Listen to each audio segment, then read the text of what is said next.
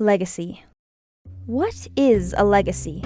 Alexander Hamilton asks himself this in his final moments. At least, that's what he does in The World Was Wide Enough, the second to last song in Hamilton, the musical.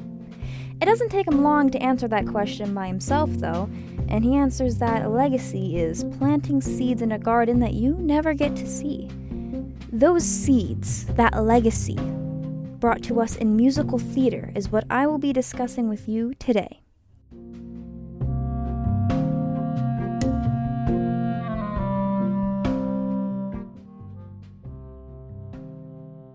Hello everyone, my name is Saige Plourde, and today I will be talking about what exactly musical theater can bring to the table. It's much more than meets the eye. Especially through a historical lens, these musicals have a very unique way of making a statement. A legacy is something that, in a way, everyone strives for. That's why we appreciate art. That's why we make it. It's why we write and we read and we learn. Because these are fragments of a person that they are putting out onto Earth, that will last longer than them. They're shouting out into the void, and some of us choose to listen. If Lin-Manuel Miranda never turned Alexander Hamilton's legacy into music, then it's probable that not many people would have heard his story. I know I wouldn't have. History is not just the past, it's everything, present and future as well. Hamilton's question of legacy applies to everyone. Everyone learns of the past, of legacies, and many try to put a legacy out there as well. Sometimes these fragments of someone are long lost and forgotten, but some are stories that are told for centuries. Hamilton shows the start of America and the revolution that came before it. This is all well-known history, but other than the musical itself, Alexander Hamilton isn't the most well-known of the Founding Fathers. Maybe you've heard his name by high school, but there's a good chance your history class was more focused on Thomas Jefferson or George Washington. But maybe you were too bored to even pay attention to them. I wouldn't call myself a history buff, not by a long shot. But really, I only know the specifics that I do about Alexander Hamilton's life because of the musical under his name. That's not to say the musical is entirely accurate either, but it did spark an interest to learn more. In fact, while weird to think about, it's vital to point out that Alexander Hamilton in history and Alexander Hamilton in musical are two completely different people. One is a founding father who helped kickstart our country, and the other is a fictional character who raps his way through the revolution. Hamilton, the musical, is fully historical fiction. And like all fiction, Hamilton exists for a purpose that is much bigger than the characters we see. The racial themes in Hamilton may seem a little buried at first. In fact, some of you might have turned your head at me mentioning that. It mentions slavery, but it never makes a point to draw much attention to it, and some may say that it brings up this serious topic just to cower away from it in the long run. That it takes the story of suffering and romanticizes it. The idea that those who once discriminated against people of color are now being portrayed by people of color on the stage has incited a critique that this is almost mocking the ugly history of racism. But I implore you to ask yourself, what would casting black and brown actors on stage be if not a political call-out? Historically, white people are cast with colored actors and actresses. Angelica Schuyler was originally played on Broadway by Renee Elise Goldsberry. George Washington was played by Christopher Jackson, and Thomas Jefferson was played by David Diggs. These are all African American actors. As Anne Melissa Potter states, by casting people of color, the musical appears to depict a partially utopian and fictional past where men of color did control the direction of the nation, but the musical also allows for dissonance between the past and present. Potter means to point out that within Hamilton, Lin-Manuel Miranda makes a point to reclaim history for those who didn't have power at the time by letting them shine on stage. Not only does this reclaim history, but it also creates a contrast and emphasis on current events as well. This illustrates the essence of Hamilton very well. While the concept of racial issues is more or less sidelined in the story, by doing this, the musical highlights the importance of these issues in modern day. Potter also points out Hamilton uses a historical story to shed light on the struggles of current artists of color, emphasizing the fact that Alexander Hamilton, as an immigrant, must write his way out of poverty and adversity. And to talk more on this subject, I will now introduce our first guest today, a dear friend of mine who is just as excited to discuss these musicals as me, Brayson Jackson.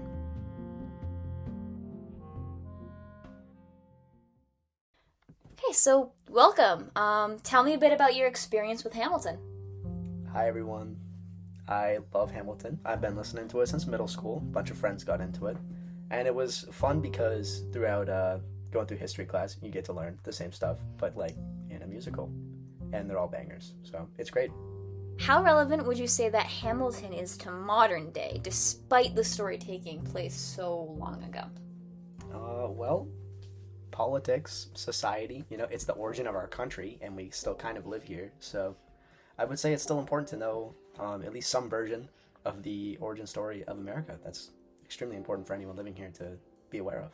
One of the themes that Hamilton tries to tackle involves a lot of racial commentary. It seems to handle something so extreme as slavery pretty nonchalantly. It mentions it, but it doesn't necessarily involve it in the main plot. Do you think that that's intentional, or are they just sidestepping a serious topic? That's a good question. I mean, slavery isn't really a key component of the musical, to my knowledge.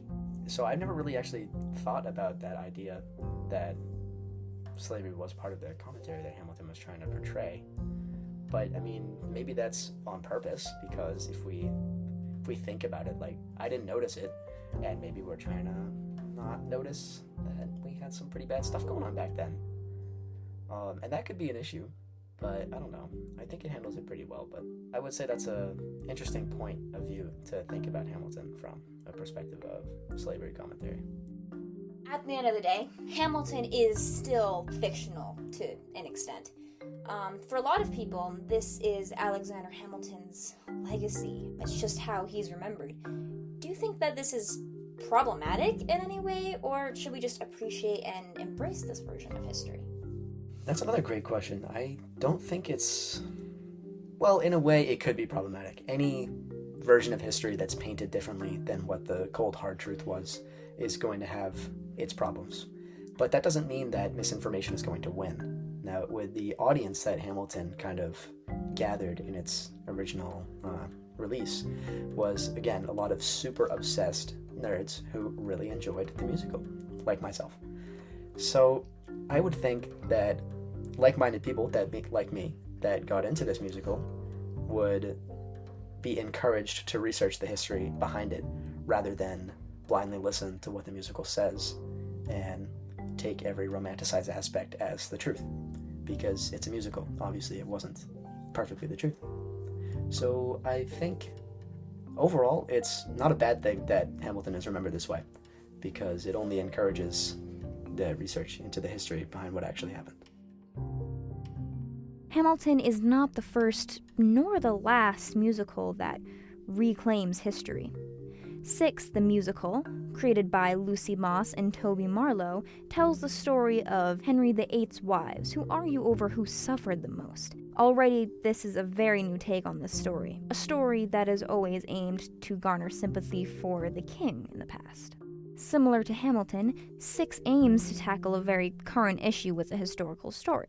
Being a modern retelling, it also seeks to comment on the current state of the royal family while simultaneously acknowledging the Me Too movement. Leah Evercool connects the two brilliantly in her article when she mentions Prince Andrew, someone who had faced allegations of sexual abuse.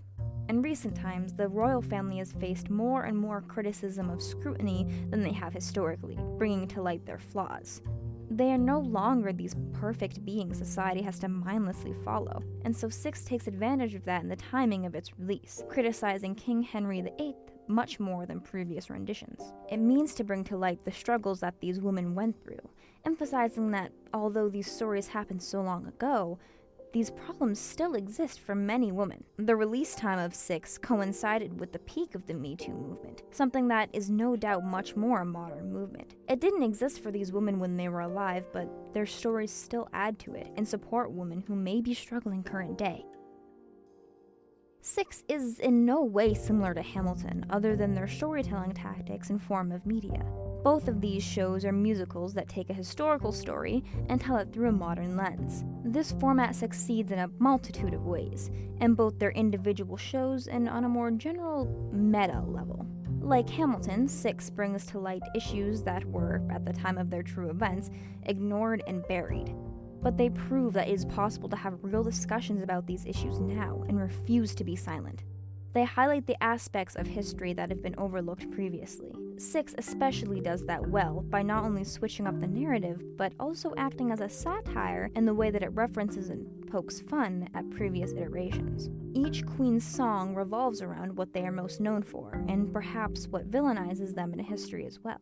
The useless, the temptress, the meek, the ugly, the prostitute, for lack of a better word, and finally, Catherine Parr, the final wife, who refuses to participate in this competition. She reminds the other women, and by extension, all women in current day, that we have our own autonomy and lives outside of our marriages. If I may use Leah Everquill's words once more, she writes that Six's humor serves to explicitly spotlight the construction of gender, challenge the ways in which women are often perceived, and expose the means by which misogyny becomes internalized. This directly combats the criticisms of those who misinterpret the irony of Six and claim that their songs revolve around awful stereotypes. They state that Six encourages the victimizing of these women, when in fact the show revolves around the wives realizing that that is no way to live. The irony comes in because this is on Broadway, even when they are singing for themselves and no one else. They're actually singing for a crowd, a whole audience of people. The point of the show then turns to force the audience to question why they are entertained by such a story.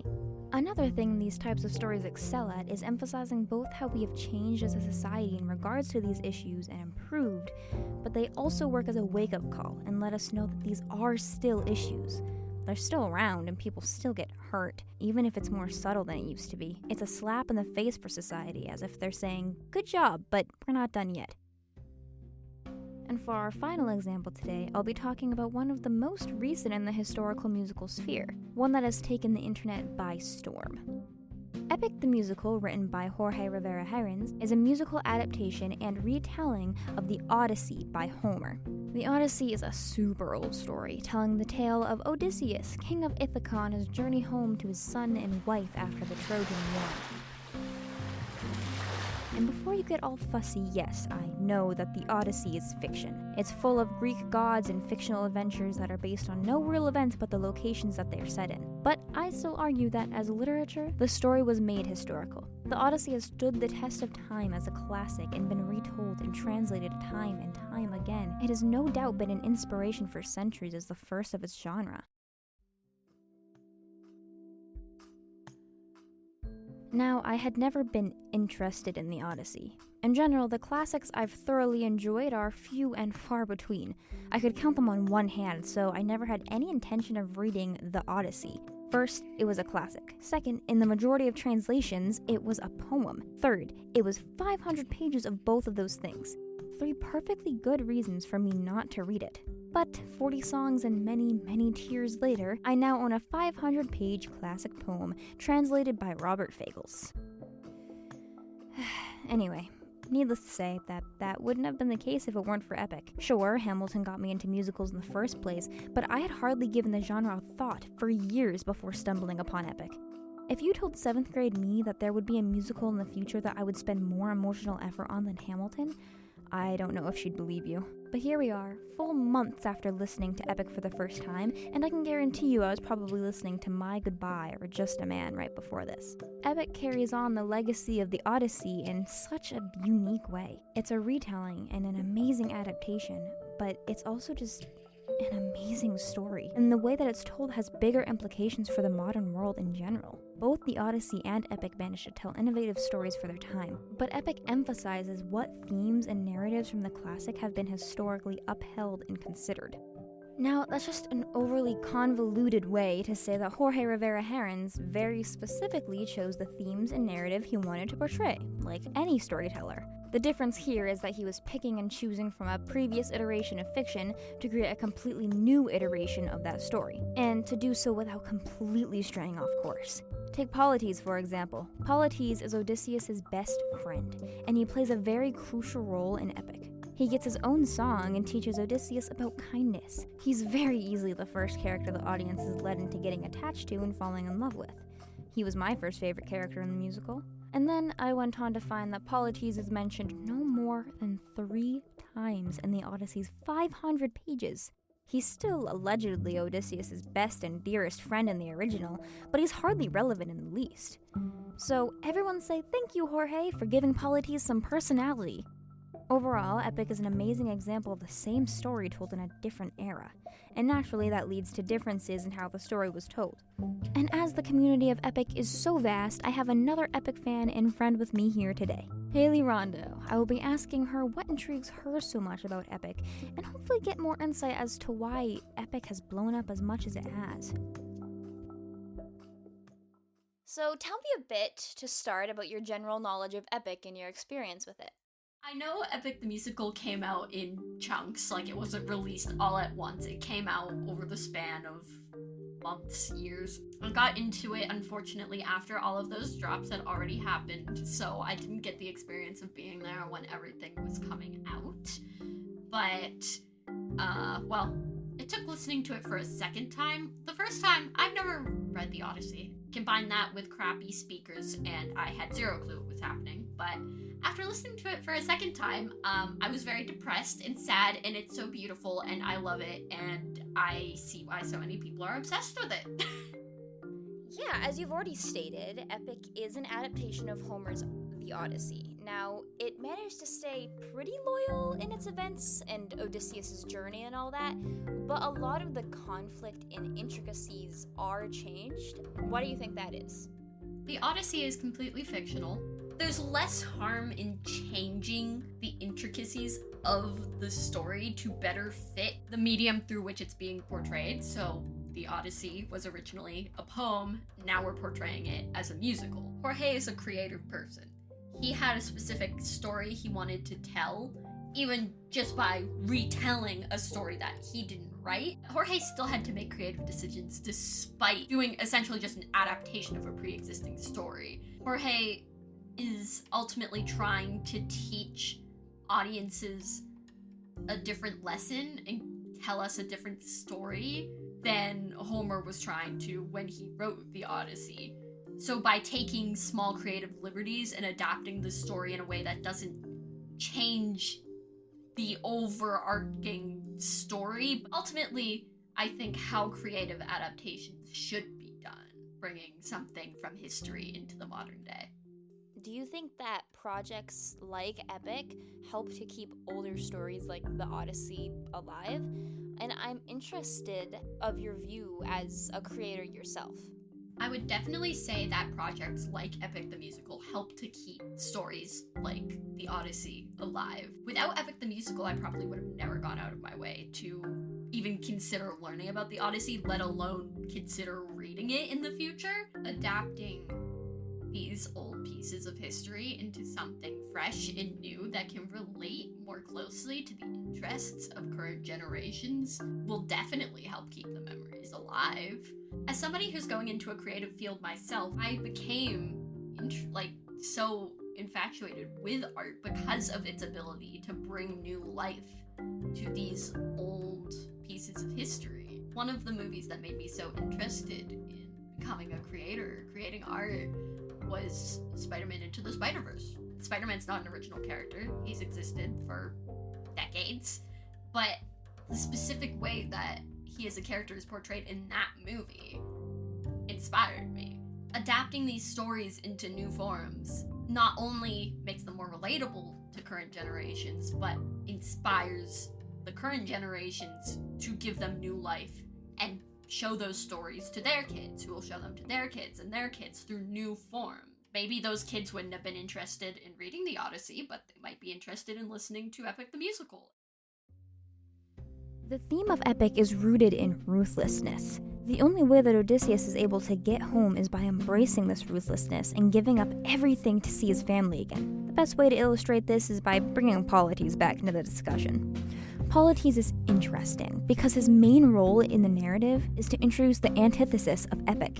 While through the story Odysseus learns to be ruthless, Polites tells him to greet the world with open arms. He sings a whole song about it. How the world is so much lighter with empathy and kindness. This is the ideology given to Odysseus and the listeners only 4 songs in from Polites. It's definitely one that we would all like to believe in as well, that forgiveness is the answer. But epic is not a forgiving story. Spoiler alert, by the way, for the next minute or so. By Epic's 7th song, 3 songs after Polites shows how kind he is, he dies. He's struck down in a cave, bludgeoned by Polyphemus the Cyclops. In adopting his ideology, Odysseus refuses to kill the Cyclops. Fast forward further into the musical, and by the end of Act 1, most of Odysseus's fleet are dead as well. Odysseus learns that maybe it's his own kindness and empathy that has gotten the most of his men killed. From that point on, he embraces ruthlessness and throws away Polites' open arms. Epic, through the framework originally built by Homer, creates a completely new and innovative narrative out of an old story. While Odysseus in the Odyssey grapples with the gruesome fate of him and his own men, even with help from the gods, Odysseus in Epic questions his own morality and throws away what he once believed in. Perhaps my emotions that go into these musicals may seem dramatic, but at the end of the day, I am a creative as well. I may not write music, but I create in my own way, in my own writing. I too wish to tell stories that will last beyond me, and while I don't believe someone will make a musical about my stories in 200 years, seeing the pure determination and creativity of humans, evolving, finding new ways to create and share their tales, and keeping the history of these tales alive, I find comfort in the idea that I could tell a story that will last. Even if it lasts in just one person's mind, inspiring them in even the smallest way that these stories have inspired me. That's where I find the will to keep creating a legacy.